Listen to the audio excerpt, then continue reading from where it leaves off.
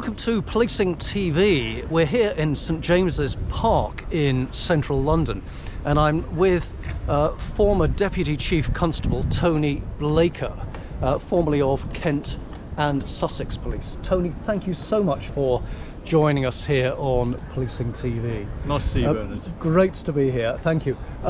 There's some significance to our being in St James's Park, isn't there? Tell us. Well, when I said, Bernard, I'd like to be interviewed at St James's Park, I meant the real St James's Park, which is in Newcastle, which is obviously the home of football. But we'll settle for here today. Well, we'll walk along through St James's Park a little, and we'll maybe have a trip up to Newcastle upon Tyne, because I also have connections with Newcastle upon Tyne, my very, very early pre-policing career. So, but we're here not to talk about me, but rather very much to talk about you, Tony. So, tell us first of all, what was it that led you a number of years ago to join the police? What's the connection there, if any? Well, I joined the police by accident because I finished university in 1990. And up until that point, I'd been in the Navy Reserves at university and had planned to join the Royal Navy. And then, as happens in life, unexpectedly or in an unplanned way, I had a son, and I had to rethink about whether I could travel around the world with the Navy, or whether I should find something closer to home. So I opened up the local free paper, and there was a big advert from Sussex Police saying recruiting now. And my uncle was a traffic officer in West Sussex, so I rang him up. West Sussex at the time, in West in the Sussex. days before West Sussex and East Sussex. No, it was all one, but it was all one at the time. But he worked okay. over in West, and so I just rang him up and said, "What do you think?" He said, "I think it's a good, solid career, and having a baby on the way, you should do it." So I applied, and 4 weeks later, I had a job, and that was that. 4 weeks later. 4 weeks from filling out the form to an interview at a mauling house, and there it was, and they offered me a job, and It wouldn't happen in 4 weeks these days. No, the vetting is rather stringent. I didn't start for a few months, but the job offer was really quick. You had the job offer really quickly. Okay, so that was how life led you to life. Literally, life. A new life led you to policing. Yeah. Come into policing. Your policing career, you joined Sussex. I joined Sussex in 1990, was posted to Bexhill, where I ended up living for a long time. I then went to Hastings. So yes, my early years were spent in the east of the county. Formative years, really formative years, where I learnt what it meant to be a police officer, an operational police officer. So those early formative years, what sorts of policing activity did you get involved in? We'll turn right here, by the way. We're going into Horse Cards Parade. Okay. So I mean, I was always a uniform patrol officer, a neighbourhood beat officer. I never became a detective. I always enjoyed the pace and the urgency and the kind of excitement of responding to calls and investigating sort of volume crime, arresting people, putting through the custody process, interviewing, the hustle and bustle of every day. So I never really wanted to specialise. So that's what I did, and I was grateful for having some really sensible and capable senior constables around me. My tutor constable really taught me the basics, the ethics. We'll pause just here for a moment. You've got a bag. Maybe you want to put it just on there for the time being. So I had a fantastic tutor and some other guys around me at the time, and taught me what it meant to be a police officer. Taught me about responsibility, accountability, professionalism, that intuitive doing the right thing.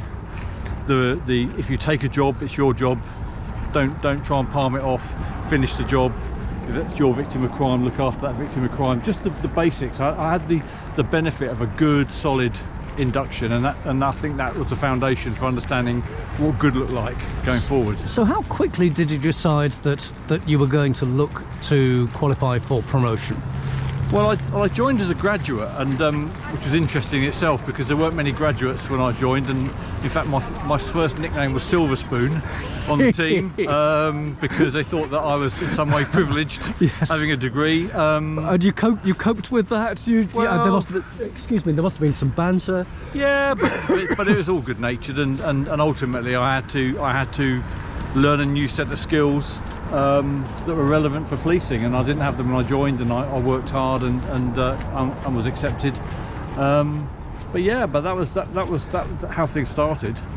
And then, so you then found yourself, well, you worked hard, no doubt, to get yourself promoted through the ranks, staying in the uniform side of things, not going into CID, but sticking with the response arena. Yeah, I never specialised. And as to answer your question, why did I get promoted? I kind of worked out that after sort of 3 or 4 years, I thought that I could lead, and I turned down an invite to go on the accelerated promotion scheme.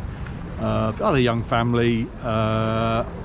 To that point of wanting to be good at my job, I wanted to be a good cop more than anything else, and be good at what I did. So I took the exam at about 4 years service and got promoted to sergeant at about 5 years service. So, but turning down the accelerated promotion side of things, now that certainly strikes me as unusual or noteworthy, and yet, having turned down the accelerated promotion scheme, you've still found your way to Deputy Chief Constable. I think that was, as with joining, that was more accidental than by design, because I just concentrated on doing a good job and working hard and learning how to do whatever I've been given to do. And over time, you get opportunities and you take those opportunities. So incrementally, I ended up one rank at a time. I never had a goal in mind. It just seemed like the next logical step. And I think many people, not just me, were surprised that I went to the Strategic Command course and then became a Dep in Kent. But that was something I was really pleased about, obviously, but not by design. It just emerged. It wasn't something where you set out as a constable to become a Dep or chief. And if you'd asked people who worked with me as a constable, they'd probably have said that was unlikely to happen. But I might have to go and find some. No, please don't. Please don't. So there must have been times in your police service where you thought, what am I doing in this career? And or this is I'm at a low point. How did you get from those challenges? Well, I'd say I think I went out on my first week on my induction patrol at night. I've been a student for 3 years, and I was on a 10 till 6 night shift, driving around a desolate Bexhill with nothing happening, and I couldn't work out why we were doing this. Why didn't we just wait for a call? But I was told that patrolling was important to catch people. I don't think we ever caught anybody by patrolling, but we were there and we were out deterring crime. And I kind of wondered if I'd done the right thing. And I think for people now, give it 2 or 3 years before you decide it's not for you, because certainly I got myself to a point where I went to Hastings, which was busier, there was more activity, and it grafted, and I got the bug, and it worked. And again, other times you're going to get setbacks. You're going to get setbacks. I mean, you're going to get complaints. You're going to be investigated. You're going to have things that go wrong, operations, and you've just got to take it as part of the rough and tumble of a long professional career in a difficult job, and you just got to keep going. And so in your experience, sticking at it is no bad thing. You can work your way through the challenging times. I mean, a great bit of advice given to me by a former colleague who's chair of the Superintendents Association when I had a difficult patch of time, and he said, the thing that determines whether you succeed or not in policing, what the characteristic of those people that succeed is. And I said, is it decision making? Is it, he said, no, it's resilience. It's just about resilience. It's just about recognising you just got to keep going, put yourself into a lower gear, keep moving forward, and eventually things will get easier or better. And it was great advice, and I did that, and it ended well. Would you, in sort of coming to the conclusion on this section about your police officer career, if you had your time again, do you think you'd do the same again? Would policing be a career that you would recommend to others? I'd do it all again in a heartbeat. It was just the most amazing, diverse, exciting, fun, and the people you work with, the people you work with in policing. I mean, there's a lot of criticism of policing is, the colleagues I've had, the things that we've done, the the surveillance armed operations to catch people who'd done terrible crimes, the kind of, you know, the impact you can make on things. It's such a rich and rewarding opportunity if you grasp it. And I would say, if you took me back to 1990, I'll sign up and do it again. I think I'll be a bit better at it this second time round, but I'll definitely do it again. You'd learn from some experiences. Oh yeah. Well, look, we're going to wrap up part one here. It's of note that we're actually in Horse Guards Parade. It's perhaps a little bit of a tenuous connection, but just over here behind the stands is the back of 10 Downing Street, the seat at the heart of government.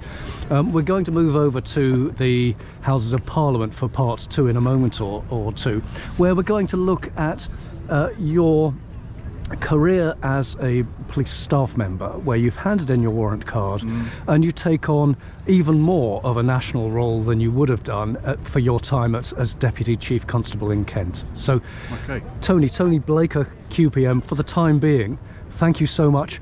Part two coming up and part three coming up very shortly. Thank you.